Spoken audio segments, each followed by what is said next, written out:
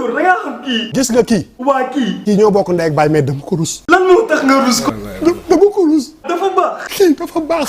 kon yi ñaara bokk ndey ak baay. kii ñoo bokk ndey ak baay mais kii dafa baax.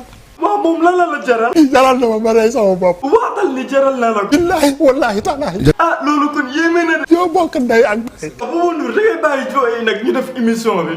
non je reviens. waaye yow lan moo tax nga nekk fii di jooy nag. premier ministre ne daf ñuy xeex. loolu kese moo tax ngay jooy nii. il faut que ça s'arrête. waaw mais man damay bëgg a jaaxle wala ana Bouba Ndour bu doon jooy mii léegi nii. c'est ce même Bouba Ndour qui vous parle. kii kay moom du yow waaye yow la moo la métti. Pastef ak Ousmane Sonko ñoo ma yoreel bor. suñ la fayul bor bi nag. sama bakken laa ci teg.